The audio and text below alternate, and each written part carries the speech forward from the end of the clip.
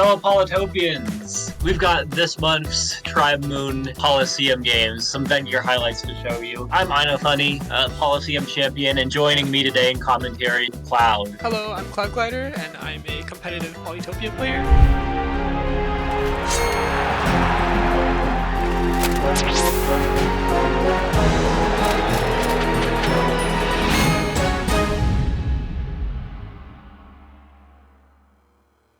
Yeah, you've got something really interesting to show me here, right? What's going on? What's the sitch? Alright, so right now we have a match pulled up between White Vengir and Yellow Vengir, and Yellow Vengir here is really threatening a siege. Yeah, it seems really hard for him to deal with that.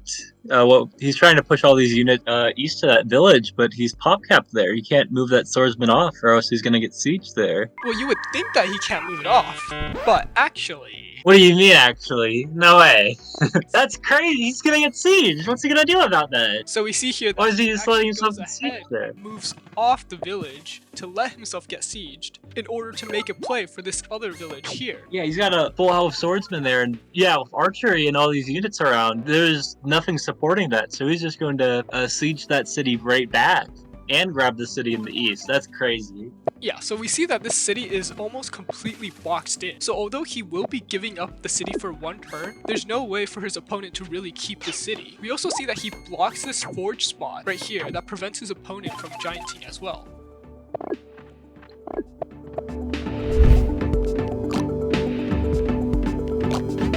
Cloud, I've got a highlight for you that shows off our Yellow Vengir player's creativity here. You see that village up there? I do. It looks like White Vengir has two swordsmen near it and is about to capture it. Yellow Vengir has a swordsman and a warrior in range, but that's not quite enough to take the city away.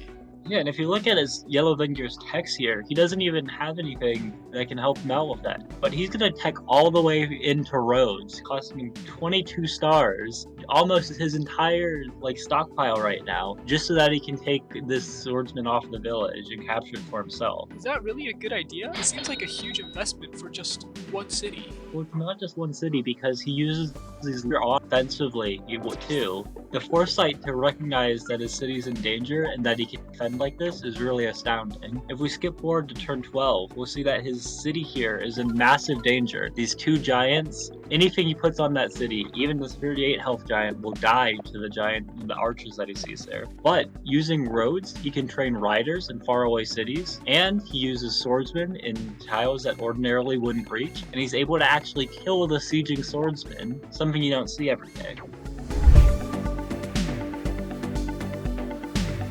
Here we have a match that really highlights the dangers of fighting in the fog. White Vengir here sends his swordsman into the fog and just hopes that his opponent doesn't have the units to deal with it. Well, it looks like he's right. I mean, he only has a swordsman and a warrior here. Those can't kill a swordsman by themselves. Well, normally you'd be right. However, Teal Vengir here goes for riding and trains a rider. Yeah. I don't think he would have done that if he didn't have the vision from the mountain to see the enemy swordsman approaching the village. Yep. This just helps him take over this village here. Yep, and being able to take over this village here really sets the tone of the game and allows him to swing things in his favor.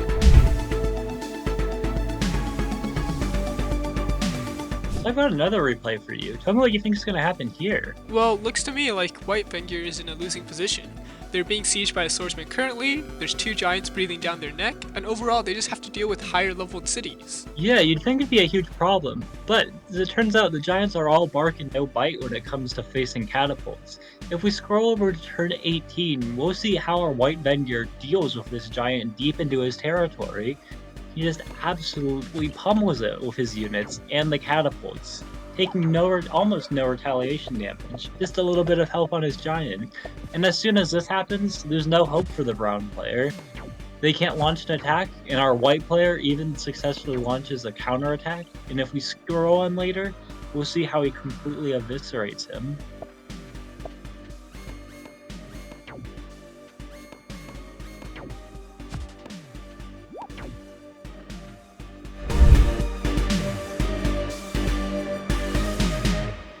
Here I have another replay for you. Can you tell me what you think of this one? Yeah, it looks like they're just getting into the middle phase of everything. They've still got these unclaimed villages they're fighting over. Looks like White has a modest advantage stepping on that one village in the west already, but it seems like it should take a long time before that converts into anything. Yeah, you'd think so, right? Here we see that Brown Hunter kind of picks off some units, some regular plays, but White Hunter here does something pretty crazy. Yo, he steps off the village. Oh, so he can get that siege. That's killer. That's killer.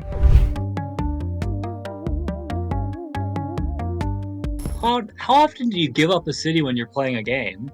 Give up a city? Why would I do that? Well, it'll actually help you win sometimes. Win the game? How? See, our orange player here, they really need to get a siege on our white Vengir. So they're going to move their swordsmen in. The only problem is, it means that our white Vengir can capture the city with their 2 health rider, which is crazy enough, even surrounded by all those units. The thing is, it still works out in favor of the orange Vengir, because when the orange Vengir sieges, they're going to land this veteran swordsman on there that they just promoted. That's going to be a lot harder to get rid of than health rider.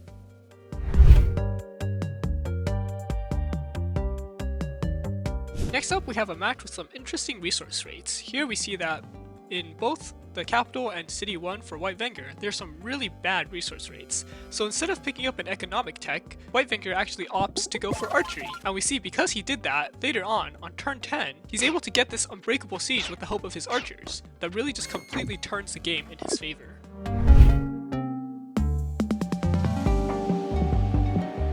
In a traditional game, whoever controls the water in a map like this is going to win. Looking at 4 whales, port access, everywhere, the White Vengir player looks like this is going to be theirs. However, that's not the case. This is the story of the that could.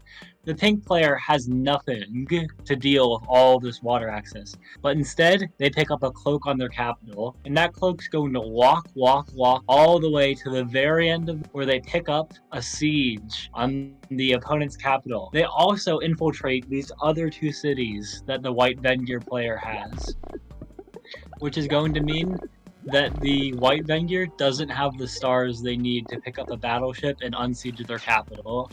They play out a little bit, but there's nothing they can do. Capital and game is lost.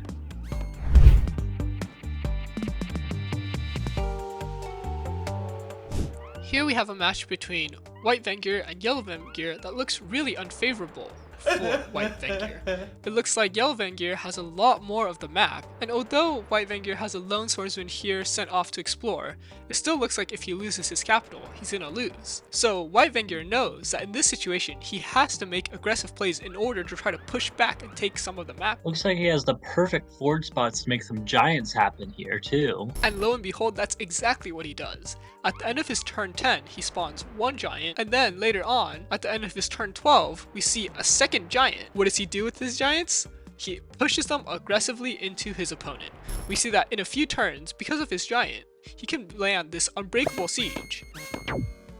And right after... Ooh, that's gotta hurt. Yep, exactly. Right after, once his opponent realizes that he can't break the siege, they briefly resign.